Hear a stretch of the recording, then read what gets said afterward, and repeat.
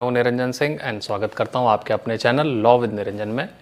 दोस्तों, आज हम बहुत ही इंटरेस्टिंग टॉपिक पे डिस्कशन करेंगे। अरेस्ट वारंट पे डिस्कशन करेंगे हम लोग। ये कंटिन्यू एक सीरीज़ चलती आ रही है। जैसे कि हमने प्रीवियस वीडियोस में हमने देखा था कि अरेस्ट विदाउट वारंट, सम्मन्स के थ्रू, और आज हम डिस्कस करेंगे अरेस्ट वारंट के साथ कि अरेस्ट होते हैं तो विद वारंट। और आज का ये टॉपिक रहेगा कि forms of arrest warrant and contents उसमें क्या क्या होता है। तो एक जनरल इंट्रोडक्शन मैं आपको दे देता हूँ कि जो अरेस्ट वारंट होता है वो एक राइटिंग अथॉरिटी होता है बाय अ मैजिस्ट्रेट और अ कोर्ट। और दूसरा इसमें इम्पॉर्टेंट चीज़ होती है जो कि ये एक प्रॉपर राइटिंग में होता है। इसमें प्रॉपर सिग्नेचर होते हैं मैजिस्ट्रेट के, उस कोर्ट का सील होता है लगा हुआ इसमें जहाँ से वो इशू हुआ है। और इसमें उस पर्सन्स के, सपोज किसी पर्सन्स के अगेंस्ट में जो इशू हुआ है ये अरेस्ट वारंट, उसमें उस पर्सन का नेम, उसके पर्टिकुलर्स, उसके ऑफेंसेस, उसके चार्जेस प्रॉपर मेंशन होते हैं। और इसमें एक इंटरेस्टिंग बात ये भी है कि सपोज़ अगर कोई ऐसा अरेस्ट वारंट इशू हुआ है और उसमें बॉन्ड और सिक्योरिटी देके आप अपने टाइम को वहाँ मेंशन कर रहे हैं कि मैं सो एंड सो टाइम पे अपने आप अपीयर हो जाऊँगा in front of that court, तो ऐसे अरेस्ट वारंट को हम बोलते हैं बेलेबल अरेस्ट वारंट। तो अब थोड़ा सा इसको हम अकॉर्डिंग टू CRPC लॉ के अकॉर्डिंग यानी एक सिस्टमेटिक वे में समझने की कोशिश करते हैं। ये सेक्शन 70 यानी 702 70 to 73 में ये सारा का सारा प्रोसीजर एक सिस्टमेटिक वे में बताया हुआ है। सेक्शन 70 जो है वो कहता है forms of arrest warrant and duration.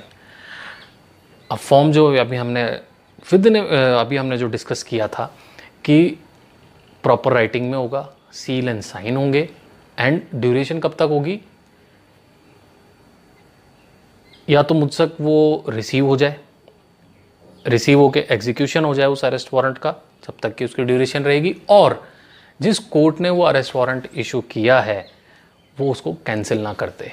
ये 2 टाइप्स की ड्यूरेशन इसमें होती है। अगेन इसको आप समझ लीजिए कि सपोज़ कोई ऐसा एक अरेस्ट वारंट मेरे अगेंस्ट में इशू हुआ, वो मुझ तक आया, मैंने उसको रिसीव किया, तो वो ड्यूरेशन वहाँ पर उसकी एंड हो गई, या जिस कोर्ट ने वो इशू किया था उसने वहाँ कैंसिल कर दिया तो अरेस्ट वारंट कैंसिल हो गया। 71 क्या कहता है इसमें? 71 स्टेट्स दैट कि पावर टू टेक सिक्योरिटीज़, यानी हम सिक्योरिटी और बॉन्ड देके भी कस्टडी से फ्री हो सकते हैं। कैसे हो सकते हैं इसको समझिए कि सपोज एक अरेस्ट वारंट इशू हुआ किसी एक्स पर्सन के अगेंस्ट में, उसको अरेस्ट कर लिया, अरेस्ट करके उसको पुलिस स्टेशन लाया गया, एंड वहाँ पर उसने अपना बॉन्ड दे दिया कि मैं सो एंड सो टाइम पे अपने आप अपीयर हो जाऊँगा, और वहाँ पर उसने सिक्योरिटीज़ भी दे दी, यानी अमाउंट भी दे दी और श्योरिटीज़ भी दे दी कुछ लोगों को लेके कि हम रेस्पॉन्सिबल हैं ये कि ये पर्सन पर्टिकुलर टाइम पे in front of that court वो अपीयर हो जाएगा। तो ये करने के बाद, ये एक प्रोसेस होने के बाद आपको कस्टडी से फ्री कर दिया जाता है। अब अब जो वो बॉन्ड हमें मिला, हमें इन द सेंस उस ऑफिसर को हमने बॉन्ड दिया, सिक्योरिटी दी, श्योरिटी दी, तो क्या करते हैं वो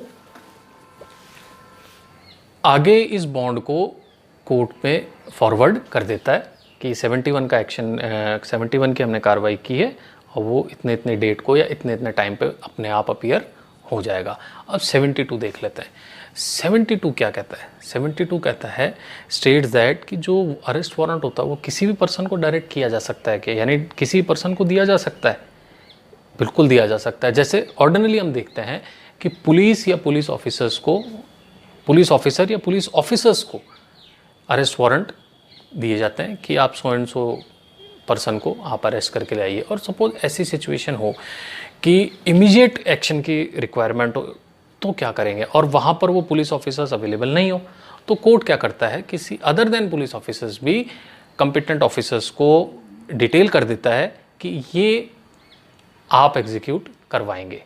और ऐसे पर्सन या तो सब मिलकर एग्जीक्यूट करते हैं, या कोई एक करता है, या कोई मोर देन 1 कर सकते हैं, यानी सबको वो एग्जीक्यूशन के लिए भेज दिया गया, सेंड कर दिया गया। अब जैसे जैसे होता जाएगा आगे प्रोसीजर, जिसको मौका मिलेगा वो उसको एग्जीक्यूट कर देगा। 73 क्या है? 73 कहता है इट स्टेट्स दैट कि जो अरेस्ट वारंट है वो क्या किसी भी पर्सन को डायरेक्ट किया जा सकता है? जैसे कि 72 चल रहा था ऐसे ही 73 है, तो बिल्कुल कैसे, इसको समझिए। चीफ जुडिशियल मैजिस्ट्रेट या मैजिस्ट्रेट फर्स्ट क्लास जो होता है वो अपने लोकल जुरिस्डिक्शन में किसी भी पर्सन को डायरेक्ट कर सकता है उस अरेस्ट वारंट को एग्जीक्यूशन के लिए किसी ऐसे पर्सन के अगेंस्ट में, अगर सपोज करिए कि वो एक प्रोक्लेम्ड ऑफेंडर हो या किसी नॉन बेलेबल ऑफेंस में वो अक्यूज्ड हो और वो अपने अरेस्ट से बचकर भाग रहा हो। ठीक है, तो ऐसे पर्सन को अरेस्ट करने के लिए वो डायरेक्ट कर सकता है कि ये अरेस्ट वारंट मैं इशू करता हूं और आप ऐसे पर्सन को अरेस्ट करिए। तो क्या होगा, वो जो ऑफिसर होगा जिसको ये अरेस्ट वारंट रिसीव हुआ है वो प्रॉपर रिसीविंग लेगा, रिसीट पे साइन करेगा और वो अरेस्ट वारंट मान लिया जाएगा कि यस ये आपने रिसीव कर लिया है। अब वो जो एक्स पर्सन है जिसके अगेंस्ट में ये रिसीव हुआ है अरेस्ट वारंट, जैसे ही उसके जुरिस्डिक्शन में एंटर होगा या उसकी वहाँ किसी प्रॉपर्टी में एंटर होगा या उस लैंड में एंटर होगा, तो ऐसा ऑफिसर, वो ऑफिसर उसको इमीडिएट अरेस्ट कर लेगा। अरेस्ट करने के बाद क्या करेगा, वो उस मैजिस्ट्रेट के सामने उसको अपीयर करवाएगा।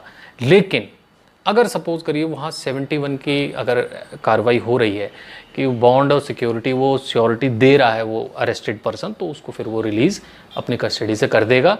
तब उसको रिक्वायरमेंट नहीं होगा कि इमीडिएट उसको अपीयर करवाए उस मैजिस्ट्रेट के सामने।